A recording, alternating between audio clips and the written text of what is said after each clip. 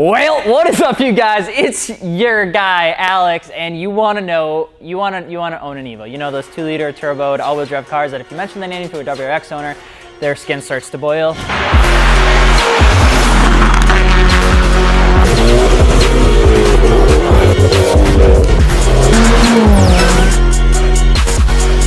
Those guys. Those of you that already have one, or those that are just here to watch and kind of hang out, you're probably just trying to figure out why we would even make this video. But let's just start off with like some of the basic history of the EVO. There are 10 generations. They're literally named EVO 1, EVO 2, EVO 3, EVO 4, EVO 5. And Mitsubishi was like, okay, so like, what are we gonna call the first generation of the EVO? And there was a guy in the back and he was like, what about the EVO 1? And things went really well that like year or two. And then they're like, we want another generation. And they're like, oh, guys, what are we gonna call this? What about the EVO 2? Things were going great at this point. They had named not one, but 2 generations of the Mitsubishi EVO, the EVO 1 and the EVO 2. Could you guess what they named the third one? All of a sudden, Mitsubishi was putting out what looked like a Mirage with like some hood vent and a wing. And cue everybody getting mad for us saying that, but like it pretty much back in the day was something pretty similar to that. And did I mention they actually managed to squeeze 10 generations of this car from 1992 to 2016, which is only 24 years. They were revising these things and pumping them out like crazy, but it was for good reason. EVOs are some of like the most popular cars out there. Unfortunately, the sad thing is that over here in the right old US of A, we didn't get our hands on any of them until the 8th generation, which is fine. Whatever. It's not like we get any of the cool stuff first when it comes to JDM stuff or Japanese stuff or anything like that. The Midwest is last, but the USA is like the Midwest of the world. So, I mean, it's fine. The EVO was actually only intended for the Japanese markets, but since there was such a large demand for them, they really started to spread across the world, us being last.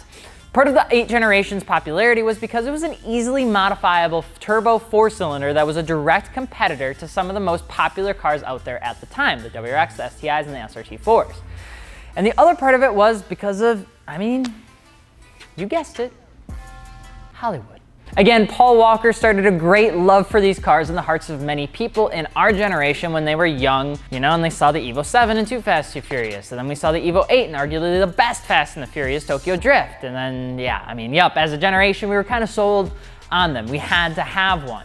And from there, it just kind of blew up. It was like the car to have. The EVO is the competitor for Subaru WRX. Both are fun, turbo 4-cylinders that were designed for rally. So they're a blast to just end up ripping around in, especially in autocross. We're not gonna get into the STI versus EVO thing. We're just gonna say Subaru WRX. Don't get mad, I get it. EVOs had a heart of gold, technically iron, that was a staple in the EVO community. The 4G63 engine powered the EVO and people absolutely adored this thing.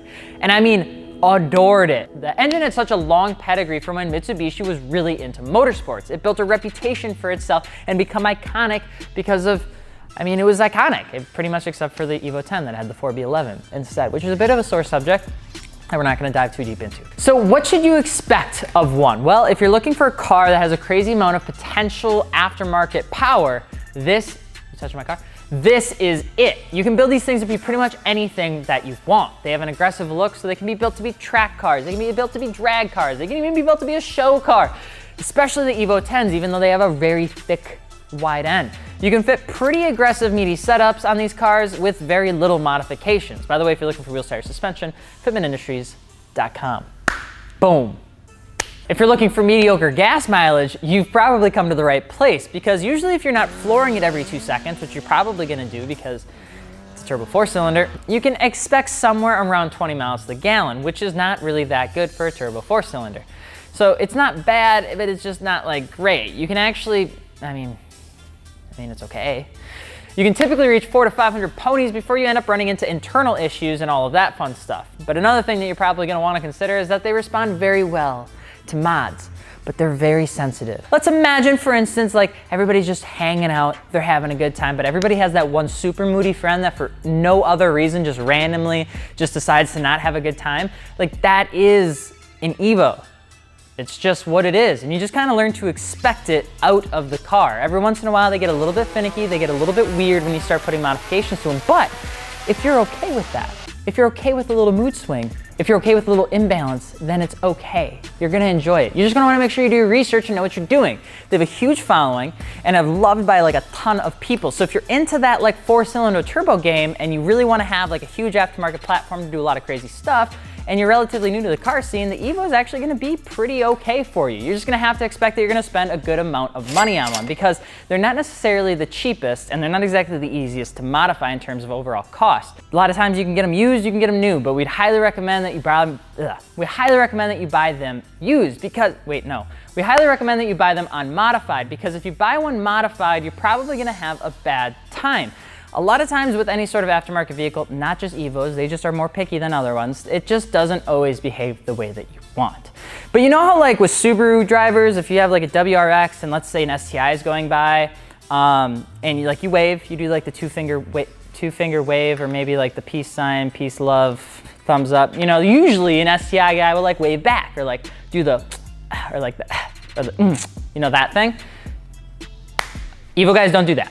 They just, if you have a rally art and you do that to an Evo, you're going to have a bad time. Just don't expect it to happen. Okay, so we actually sat down with one of the guys at work that owns an Evo, and he said, quote, and his name is Zach, if any of you guys wanna throw hands, don't throw hands at me. He said, we think we're better than everyone else because we are. So have fun with that one. All Evo owners wanna do is, I guess, just be angry and stuff like that and replace their transmissions. I don't know. They're a bit of a strange breed. So what are like the cons of these cars? Well, they're like thick boys, like big. They're about 3,700 pounds for an Evo 10. So if you're looking for a cheap car or a light car, you're probably gonna wanna look elsewhere, especially like the older generations. You're not gonna find a clean one for like a good price at all. We've already talked about it, but there is an Evo tax that's out there. So unless you don't mind paying that Evo tax, you're gonna have a difficult time actually finding one. Another thing to remember is that their gearing is a little, it's a little odd, especially in the 10s or the X's, whatever you wanna say. The 1 through 4th is very short because rally car, but 5th is like a cruising gear. So it's like awkward and kind of useless, which is odd. While we're on the topics of Evo 10s, let's talk about their Achilles heel, the active yaw control pump. Although this gives the 10 a little bit more advantage over its older generations, these are known for going out and it's not covered under warranty, which is, it is an expensive bit. On another note, if you're looking for a luxury car, you probably shouldn't buy one because they're a little bit aggressive and pretty race car-y, which isn't a word, but it is now.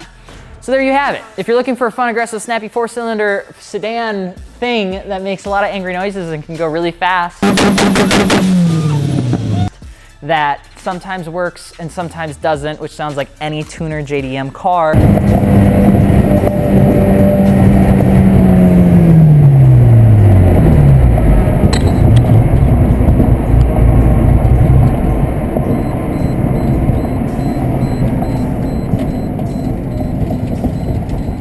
But this one is just more expensive and has a bigger following, then the Evo is definitely for you. It's actually a pretty fun car. And if you can get one that's like 1,000 horsepower, you will not believe just how insanely scary those cars are. We just went 120. I'm not even kidding you.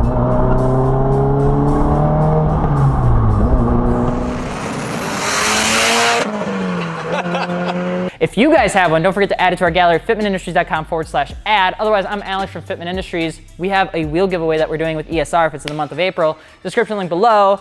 Super cool t-shirt. I'm not wearing it because I'm a terrible host and I completely forgot. That's it. Subscribe, bell button, call to action. That's done. Right. We'll see you later. Peace.